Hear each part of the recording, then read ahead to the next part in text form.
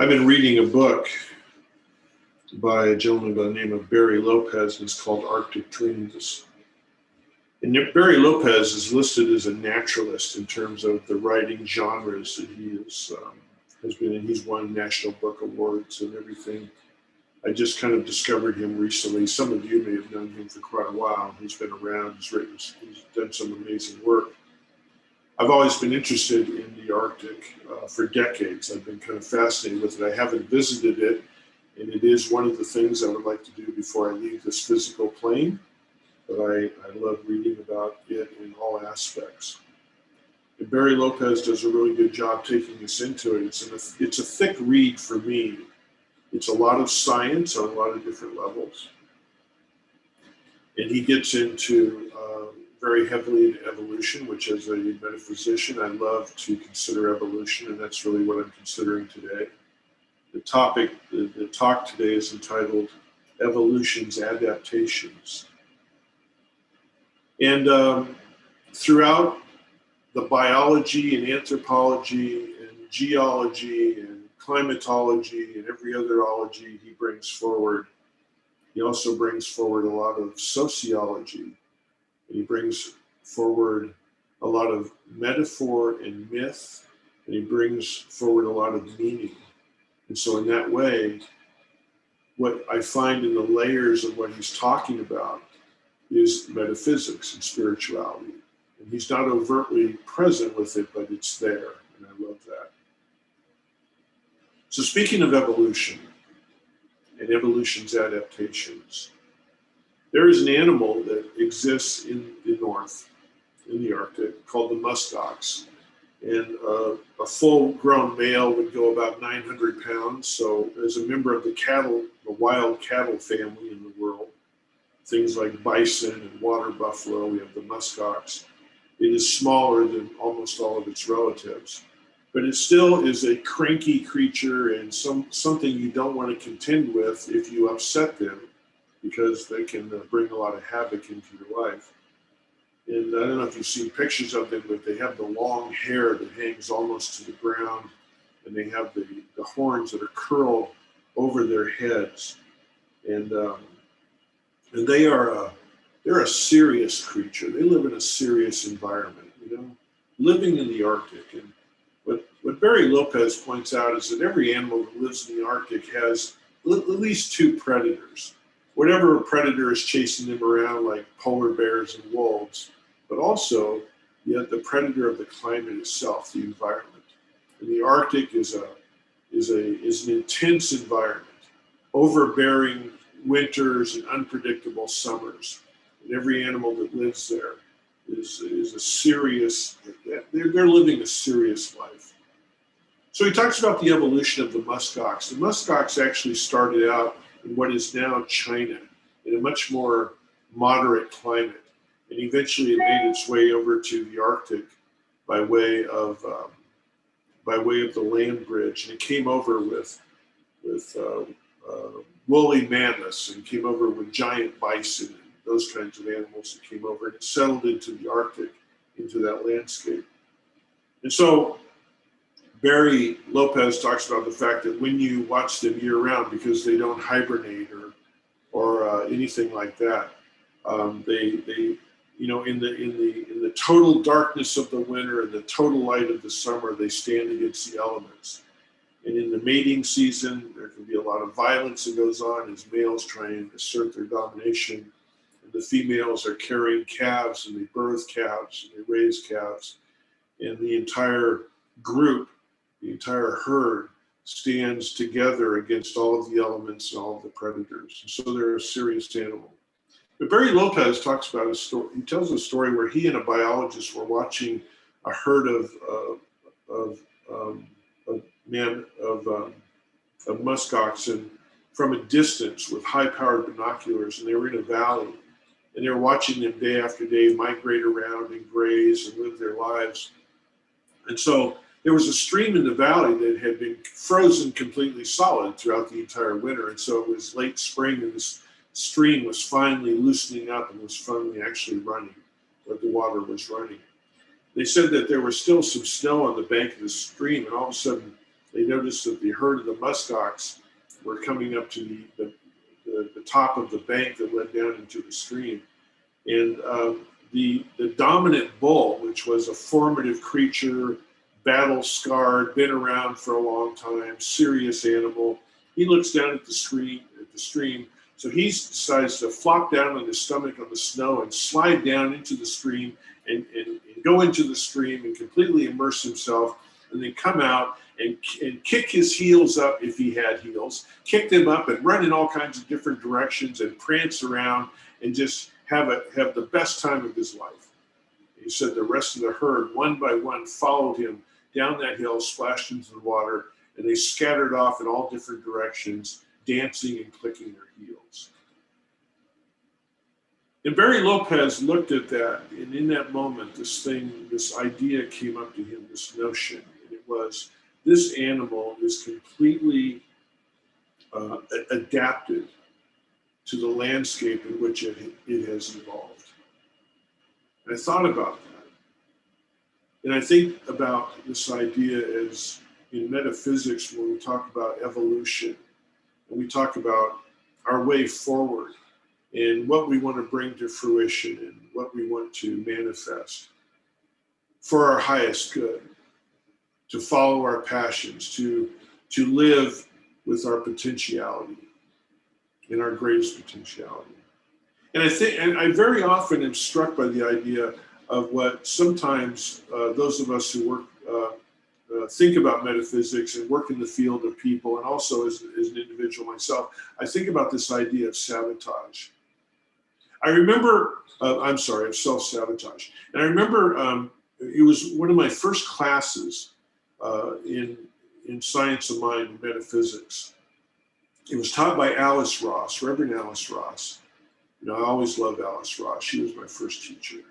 And there was a student a fellow student, a sister student in the class, who brought up this idea of self-sabotage and said, Reverend Alice, I get so far, I manifest, I start moving forward in a way that I want to move forward, and then I realize that I start pulling the rug out from under me.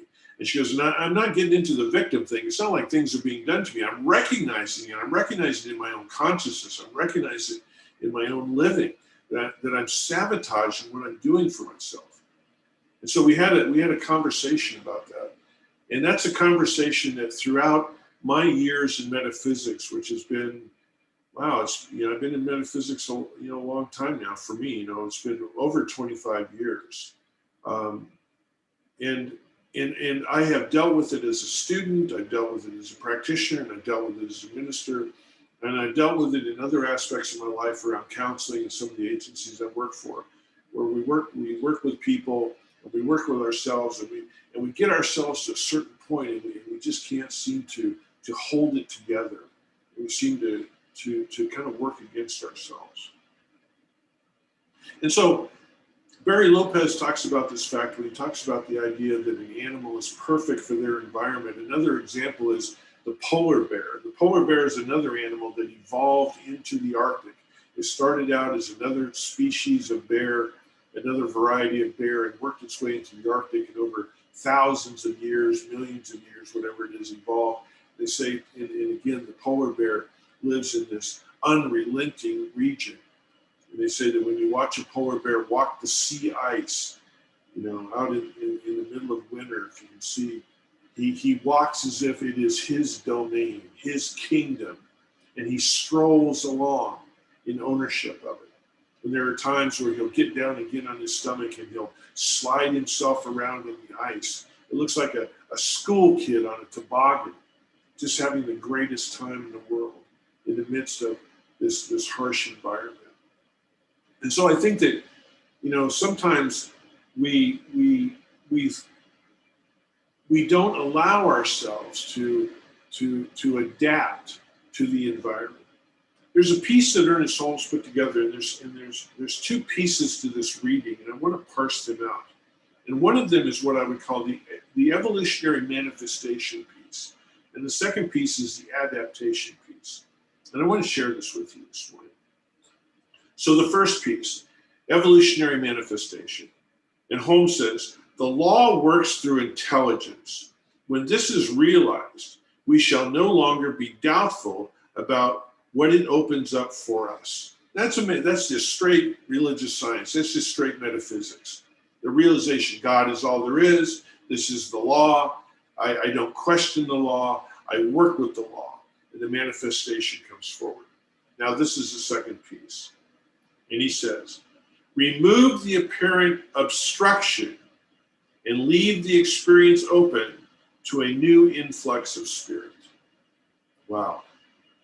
So we have the manifestation. We're there. And see, this is the thing.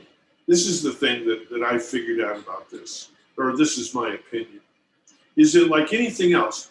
When we go into a new experience, when we go into a new manifestation, this is unfamiliar to us. This is something that puts us into a little bit of a crisis because this is new.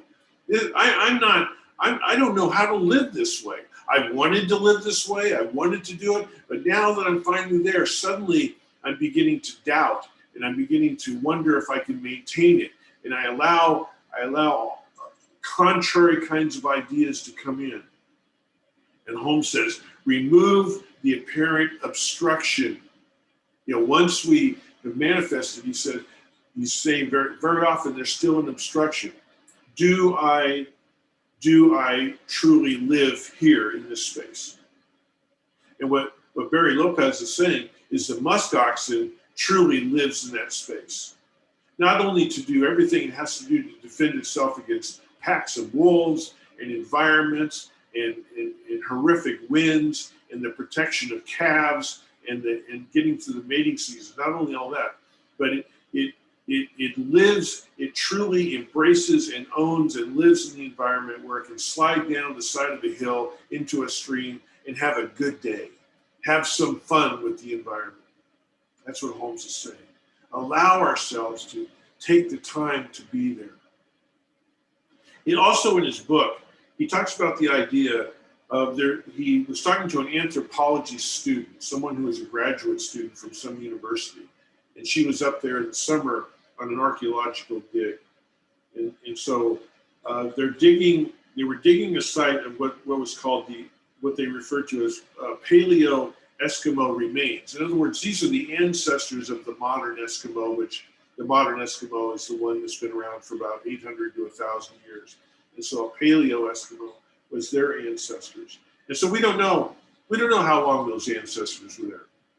But they were more recent to the region than modern Eskimos. So they're excavating this site, and Barry Lopez says that this graduate or this student had this piece in her hand that had been excavated, and she was holding it. It was a small piece, and she became outwardly emotional. And he looked at her, and he was wondering what her emotions were about. And this is what she said. It was created to harvest walrus, but it was so adoringly made to be so beautiful. And what it was the head of a harpoon. It was used for walrus. And she looked at the exquisite carving, and she looked at the fact that in this piece made with ivory, carved out of ivory, a replica, a rendition of the walrus was carved into it in a very simple but profound way. It was created to harvest walrus, but it was adoringly made to be so beautiful. And so, again, the observation is here are people, human beings, living in this environment, this relentless environment, the toughest environment on this world to live and to exist and to create a life and culture and to create spirituality, to create all of this. And yet they were able to do that. Because what she was holding in her hand was reverence for the animal. It contained spiritual ideas. It was also a celebration of the world in which the hunter was going to go out and engage in a relationship with the animal that it was going to eventually bring back to its people to use. Barry Lopez says that in Eskimo cultures going way back into the Paleo Eskimos, all the way down through, the relationship with the animal was what was considered the most important thing. More than just the sustenance that was brought from the animals, whether it was the food or the hides or the bones or anything else. It was the relationship. And this is why it's believed that so much carving was going on with implements, simple implements like hunting implements and tools and things to cook with and to construct with and create with. Very often carried the images of animals because it was their relationship. It was a way of honoring them, saying that you're part of this journey with me. And so again, if we think about this in terms of the idea of evolutions, adaptations, it's what Holmes is saying. Remove the apparent obstruction and leave the experience open to a new influx of spirit. I have arrived at this place. What is there more for me to learn? What is the potential? What is the growth? And when I say what is more for me to learn, I don't mean that from a standpoint I've learned it all. It's from the standpoint of, oh my God, there's going to be incredible experiences at this place where I've arrived. If I don't give up, if I don't allow myself to think like I don't belong here, or if I let it freak me out, if I stay here, oh, the things that I'm going to learn, the experiences I'm going to have, the insights that I'm going to be able to bring forward in my life.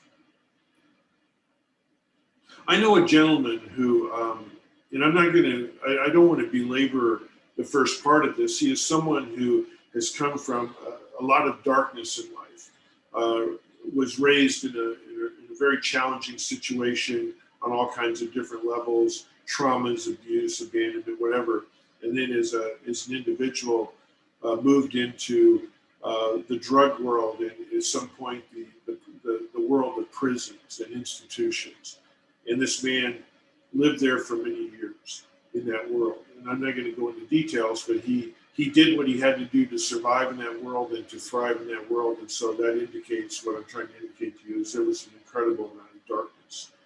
And so he came out of prison at the end of one of his terms, and he got together with a woman for a while, and she became pregnant, and they had a child.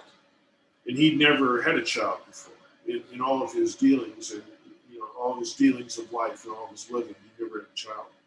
And so in a short period of time, the woman who had the child, her life, her own personal life took her into a dark direction, darker than it was, and she ended up leaving the child with him.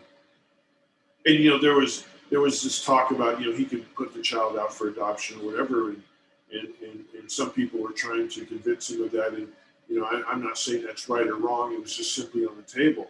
But for him, there was something about the child that he didn't want to abandon or give up. And so all of the social agencies he was dealing with said, well, if you want to raise this child, you're going to have to make some changes. And so the court systems were involved, and child services and welfare departments, and all kinds of people were breathing down his neck and coming into, because they wanted the very best for this child.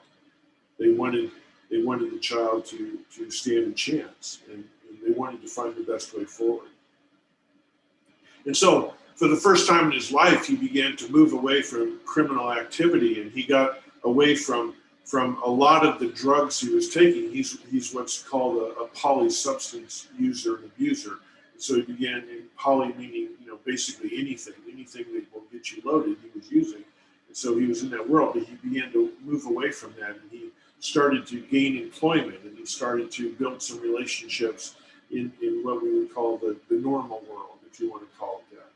And so he was making some headway, and he had this child, and he named the child after him. It was his name, Junior, and they became very close.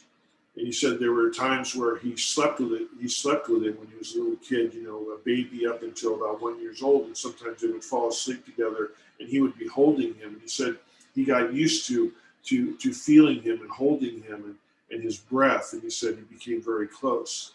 And so he tried to do everything he could to give the child a good life in terms of material things and exposing him to the beach and exposing him to the mountains and exposing him to baseball and whatever else.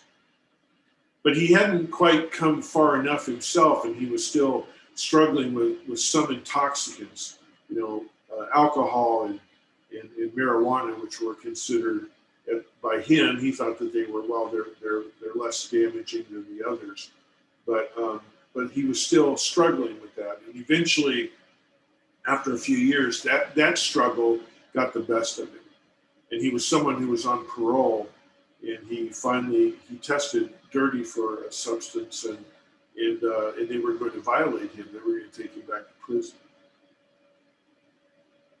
He had never been to a program before in his life. He was someone who was always just sent to prison. But he had, in his own way, evolved to a new place through consciousness. Wasn't quite there yet, but he was getting there. And so he goes into the parole hearing, and he knew in his heart they were just going to go send him. They were going to send him back in for 4 or 5 years on this violation. And so he said to them,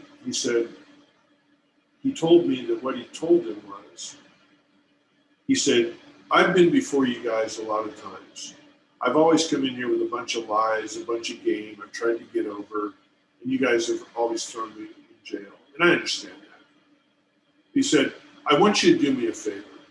And this comes from the bottom of my heart. If you're going to send me back to prison, send me to prison. But when I get out, when I parole next time, will you please send me to a program? I have never had a program. And I want to be a father. And I know, and I accept the fact that I'm not being the father that my son deserves. And so he went away for a while, and the parole board considered what he said, and he came back in. And so they gave him a program. And so he went into a program. Well, meanwhile, his son was in foster care, but there was some contact between the two of them using a lot of what's going on now, Zoom, FaceTime, these things, and he came into the program. And so in the midst of being in a drug rehab program, he began to face all kinds of issues in his life that were very uncomfortable, really very difficult for him. And there were times he wanted to bail out of it, but something kept him there because he desperately wanted a shot to get his son back into his life. And his son by this time was, say, 6 or 7 years old, something like that, was in grammar school. And so he was really struggling, and he remembered what it was like to hold his son when they would sleep together. And so he got himself, he ordered himself online a teddy bear that was probably about the size that his son was at that time. And so he had it delivered to the recovery where he was at in treatment. And he began to hold the teddy bear at night when he slept. And he found that his anxieties were beginning to lower, and he started to get comfortable within the treatment setting. And the teddy bear, over time, began to soften him away from his life as someone who spent many years in prison. So think about this for a moment, without going into many details. The darkness, the violence, the chaos of prison versus laying in a bed at night holding a teddy bear. I mean, that is like the ultimate night and day, man. That's like, oh my God, that is going into an extreme to deal with an extreme. And at that moment is when he began to open himself up to the things he needed to do to heal, which were to explore his background, to shed the tears, to open up, to talk, to bring a lightness into his conversation where he could talk about love and peace and joy and vulnerability and openness, all because he began to share his bed in a treatment center with a teddy bear. And it was one day on Zoom when he and his son named the teddy bear together. And his son wanted the teddy bear called Peanut Butter and Jelly. And so the peanut butter's name is PB and J. They call him PB for short. And the presence of this teddy bear, which now was beginning to travel with him into processing groups, which are part of residential treatment. He sits at a couch with the teddy bear next to him. This man, heavily tattooed, this man who wears the miles that he has traveled, sits with a teddy bear next to him on the couch. It has been his way of opening up to the environment that he now finds himself in.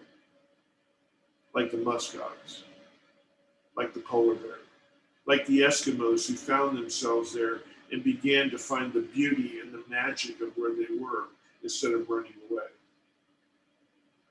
This is a person who has run away his whole life, physically, emotionally, and using intoxicants. And because now he shares that environment with a teddy bear, he's been able to stay there and do what he has to do so that he can evolve to the next stage. Ernest Holmes says, no one ever walks life's road alone. There is ever another who walks with us. This underlying reality, this inner self, guides, speaks, and reveals to us a higher illumination so that we may overcome fear, because love surrenders to the objects of its adoration. We may overcome fear because love surrenders to the object of its adoration through spiritual awareness. What enables us to stay in that piece of manifestation real estate in which we need to inhabit, to name and claim, so that we can build a foundation to move on, we have to overcome the fear of that place with love. Because love always surrenders to the subject of its adoration through spiritual awareness. That's what the Musk Ox discovered. That's what the Eskimo discovered. And that's what the gentleman who I talked about today has discovered. Well, thank you so much. I really appreciate this. And so